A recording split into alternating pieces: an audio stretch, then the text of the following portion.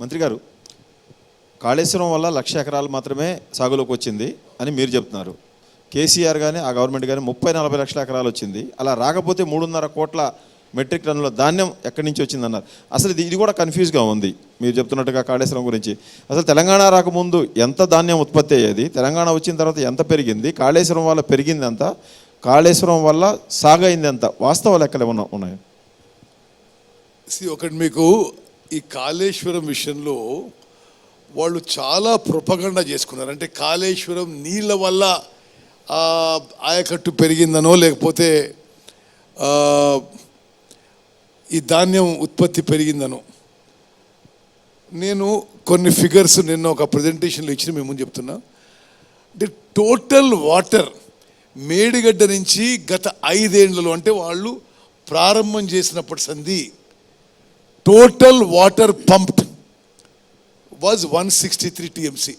Official లెక్కలే, ఇది గవర్నమెంట్లో లెక్కలు, ఇది ఎలక్ట్రిసిటీ డిపార్ట్మెంటు ఇరిగేషన్ అంతా కూర్చొని 163 TMC. అందులో 163 TMCలో కొన్ని సందర్భాల్లో వాళ్ళు మళ్ళీ సముద్రంలో కొంత నీళ్ళు వదిలేశారు. అదేవిధంగా రంగనాయక సాగర్లో కొంత స్టోరేజు, మల్లన సాగర్లో కొంత స్టోరేజు, కొండపోచమ్మ సాగర్లో కొంత స్టోరేజు, ప్లస్ ఎవాపరేషన్ లాసెస్ తీసుకుంటే గత 5 ఏళ్లలో స్టెబిలైజేషన్ ఆయకట్టుకి అఫీషియల్లీ వాడిన నీళ్లు 65 TMC. 1 TMCకి 10,000 ఎకరాలకి మనం పండించచ్చు. అంటే 5 ఏళ్ళు కలిపి 6,50,000 ఎకరాలు స్టెబిలైజేషన్ ఆయకట్. ఇది government of Telangana, government of India అందరి దగ్గర ఉన్న ఫిగర్స్ ఇవే.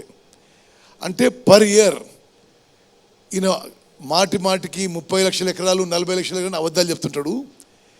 ఇది యావరేజ్ తీసుకుంటే పర్ ఇయర్ స్టెబిలైజేషన్ ఆయకట్ 1,30,000 ఎకరాలు. ఇది అఫీషియల్ ఫిగర్. ఓకే, అంతకంటే ఎక్కువ కాళేశ్వరం ప్రాజెక్టుతో నీళ్లు లిఫ్టే చేయలేదు. వాళ్ళు నీళ్ళు ఇవ్వడానికి లిఫ్టే చేయలేదు. సరే, కేసీఆర్ గారి అంటే అది గొప్పతనం అనాలన్నా మరి వైఫల్యం అనాలన్నా, ఆయన హయాంలో అంతకుముందు 17 లక్షల బోర్వెల్స్ ఉన్నవి, 28 లక్షల బోర్వెల్స్ పెరిగినాయి.